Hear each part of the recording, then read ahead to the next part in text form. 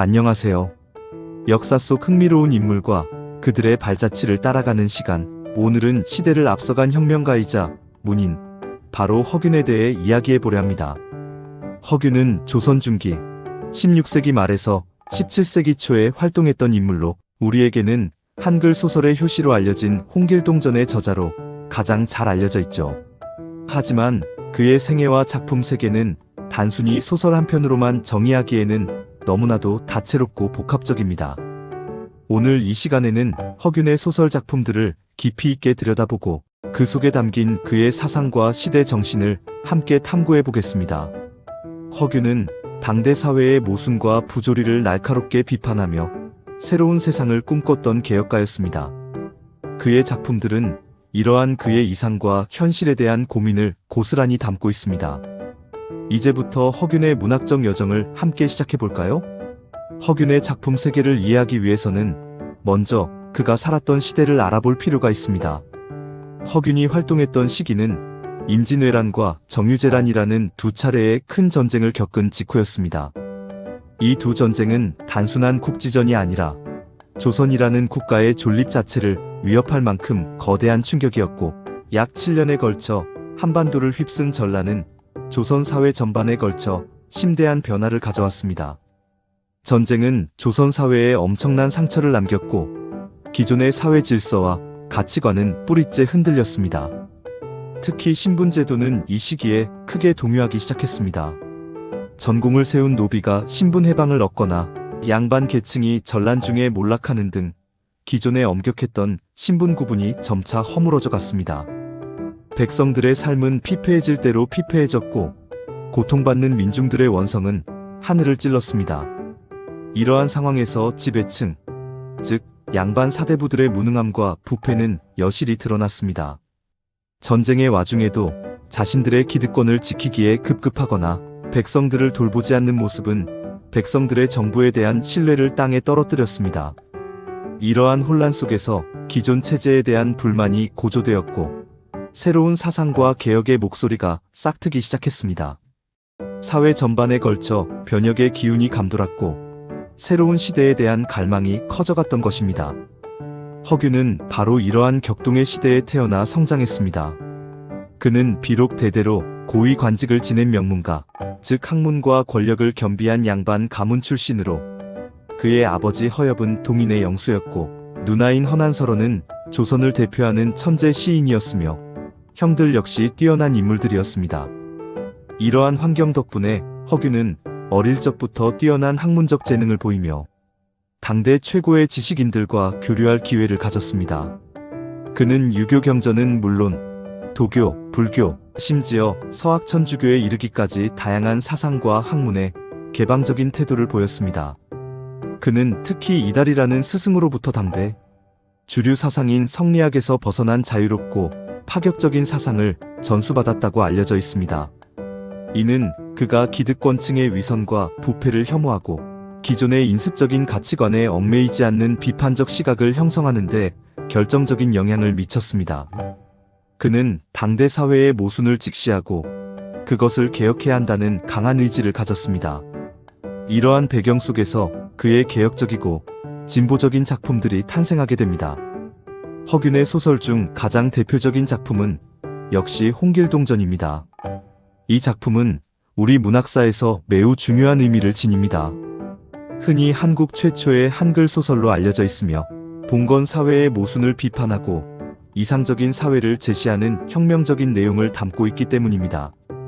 홍길동전은 단순한 이야기책을 넘어 당시 사회에 대한 통렬한 비판과 새로운 세상에 대한 희망을 담고 있는 사회개혁적인 문학으로 평가받습니다.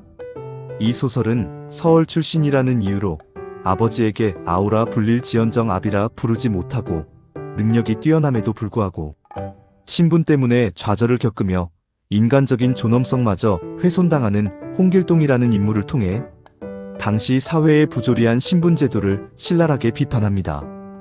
홍길동은 결국 자신의 타고난 재능과 정의감을 억누르지 못하고 가출하여 의적의 길을 선택합니다. 그는 활빈당을 조직하고 탐관오리의 재물을 빼앗아 가난하고 핍박받는 백성들에게 나눠주는 의적 활동을 벌입니다. 여기서 활비는 가난한 자를 살린다는 뜻으로 단순히 부를 재분배하는 것을 넘어 사회의 약자들을 구제하려는 홍길동의 강한 의지를 보여줍니다. 이러한 활동을 통해 홍길동은 백성들에게는 영웅으로 추앙받지만 지배층에게는 체제 전복을 꾀하는 위험한 인물로 인식됩니다. 그러나 홍길동은 단순히 힘으로 세상을 뒤엎으려는 무모한 인물이 아니었습니다. 그는 이상적인 사회 건설을 꿈꾸며 마침내 율도국이라는 가상의 이상국가를 건설하여 그곳의 왕이 됩니다.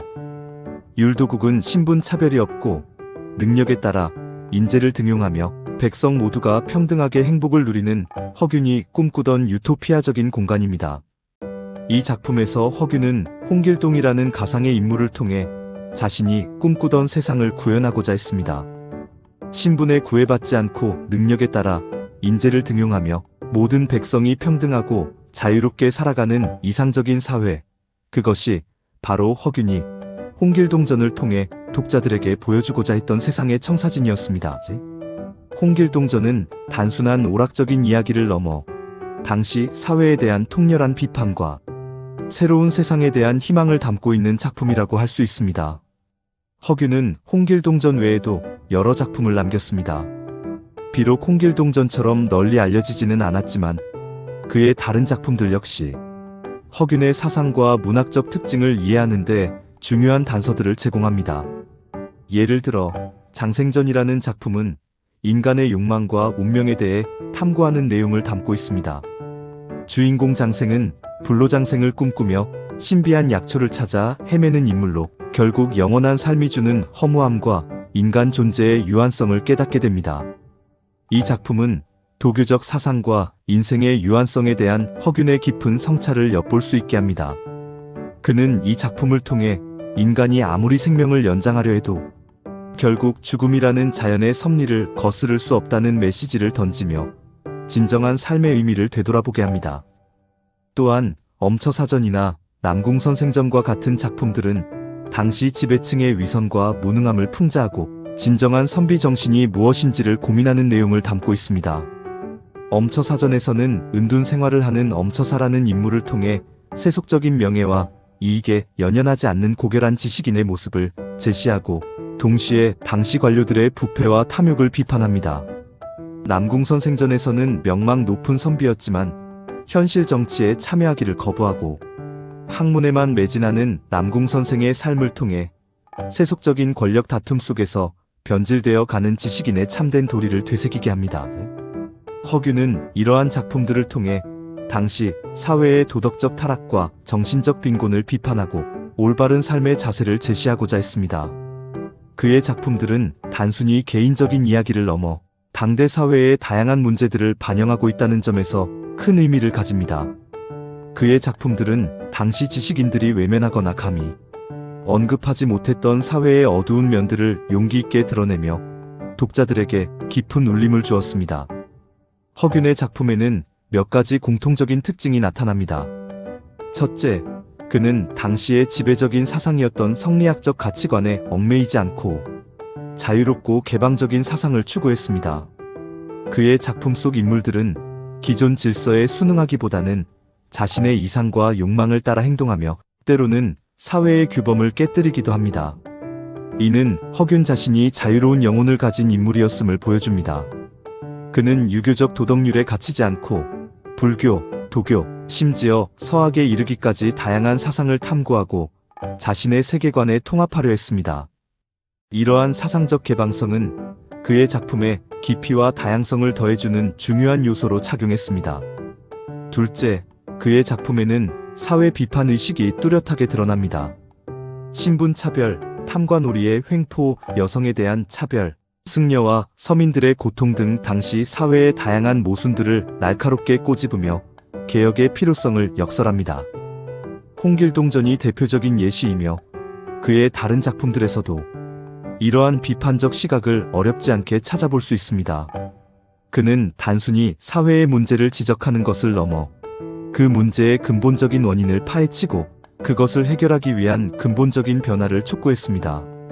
그의 비판은 언제나 사회의 약자와 소외된 자들의 편에 서서 그들의 고통에 공감하는 깊은 휴머니즘을 바탕으로 했습니다. 셋째, 허균은 현실 세계의 문제를 인식하고 이를 해결하기 위한 대안을 제시하려 노력했습니다. 홍길동전의 율도국 건설은 그 대표적인 예시이며, 이는 허균이 단순히 비판에만 그치지 않고 더 나은 세상을 만들기 위한 구체적인 방안을 고민했던 사상가였음을 보여줍니다. 그는 이상적인 사회를 꿈꾸면서도 그것이 현실 속에서 어떻게 구현될 수 있을지에 대한 현실적인 고민을 놓지 않았습니다. 율도국은 단순히 환상 속의 나라가 아니라 허균이 생각하는 이상적인 정치 체제와 사회 운영 방식을 구체적으로 보여주는 모델이었습니다. 그는 이러한 대안 제시를 통해 독자들에게 희망을 주고 현실 개혁에 대한 의지를 북돋우려 했습니다. 마지막으로 그의 작품들은 유려하고 생동감 넘치는 문체를 특징으로 합니다. 특히 한글로 쓰인 홍길동전은 당시 양반들이 한문을 주로 사용했던 것과 대조적으로 일반 백성들도 쉽게 읽고 이해할 수 있도록 쓰여졌다는 점에서 문학사적으로 매우 중요한 가치를 지닙니다. 한글은 당시 언문으로 불리며 천시되던 문자였지만 허균은 한글의 가치를 일찌감치 깨닫고 백성들과 소통하는 문학의 도구로 적극 활용했습니다. 그의 문장은 간결하면서도 힘이 있고 인물들의 심리를 섬세하게 묘사하며 독자들의 공감을 이끌어냅니다. 이러한 특징들은 허균의 작품들이 단순한 이야기책을 넘어 당시 사회와 소통하고 변화를 모색하려 했던 그의 노력의 산물임을 보여줍니다. 그의 문학은 그가 살았던 시대의 거울이자 동시에 그 시대가 나아가야 할 방향을 제시하는 나침반과도 같았습니다. 그는 단순히 이야기를 쓰는 것을 넘어 자신의 사상을 작품 속에 담아 세상을 변화시키고자 했던 진정한 지식인이자 실천가였습니다. 허균은 비록 뛰어난 재능과 개혁적인 사상을 가졌음에도 불구하고 당대 기득권층에게는 이단아로 낙인 찍혔습니다. 그의 자유로운 사고방식과 기득권 비판의식은 보수적인 양반 사회에서 받아들여지기 어려웠고 결국 그는 여러 차례 위기를 겪었습니다. 그는 광해군 시절 대북파 정권의 탄압을 받았으며 결국 1618년 역모 혐의로 억울하게 죽음을 맞이합니다. 그의 죽음은 시대를 앞서간 한 천재의 비극적인 최후였지만 그의 정신과 작품들은 오늘날까지도 우리에게 많은 것을 생각하게 합니다. 특히 홍길동전은 불평등과 부조리에 맞서 싸우는 용기 있는 인물의 이야기로 세대를 초월하여 많은 사람들에게 사랑받고 있습니다. 현대 사회에서도 여전히 존재하는 불평등과 차별의 문제들, 권력 남용과 부패의 그림자를 마주할 때 우리는 허균의 작품 속에서 여전히 유효한 메시지를 발견할 수 있습니다. 그의 작품들은 오늘날에도 우리에게 끊임없이 질문을 던집니다. 과연 우리는 모두가 평등하고 행복하게 살아갈 수 있는 세상을 만들 수 있을까? 진정한 정의는 무엇이며 그것을 실현하기 위해 우리는 무엇을 해야 할까? 개인의 자유와 사회의 질서 사이에서 어떻게 균형을 찾아야 할까? 허균은 우리에게 이러한 질문에 대한 답을 찾아가는 과정을 그의 문학을 통해 제시하고 있습니다. 그는 단순한 문학가를 넘어 한 시대를 고민하고 아파하며 그 시대의 모순을 직시하고 해결책을 제시하려 노력했던 사상가이자 선구자였습니다. 그의 삶은 비록 비극으로 끝났지만 그의 정신은 작품 속에 영원히 살아 숨쉬며 후대인들에게 끊임없이 영감을 주고 있습니다. 허균의 문학은 단순히 과거의 이야기가 아닙니다. 그것은 현재를 살아가는 우리에게도 깊은 통찰과 성찰의 기회를 제공합니다. 그의 작품들을 통해 우리는 사회 정의와 인간 존엄성, 그리고 이상적인 사회를 향한 끊임없는 열망을 다시금 되새기게 됩니다. 우리는 허균의 작품을 읽으면서 단순히 이야기를 즐기는 것을 넘어 그 속에 담긴 그의 시대 정신과 인간에 대한 깊은 이해를 공유하게 됩니다. 그의 작품은 시대를 관통하는 예리한 통찰력과 변화에 대한 뜨거운 열망이 담긴 귀한 문학적 유산이자 시대를 초월하여 오늘날 우리 사회에 던지는 중요한 메시지들을 담고 있습니다. 허균의 작품 세계를 깊이 있게 탐구함으로써 우리는 그의 위대한 정신을 기리고 그가 꿈꾸었던 이상적인 사회를 향해 한 걸음 더 나아갈 수 있을 것입니다. 그의 문학적 유산은 우리에게 영원히 빛나는 별처럼 남아 우리가 나아갈 길을 밝혀줄 것입니다. 오늘 허균의 문학 여정에 함께 해주셔서 감사합니다.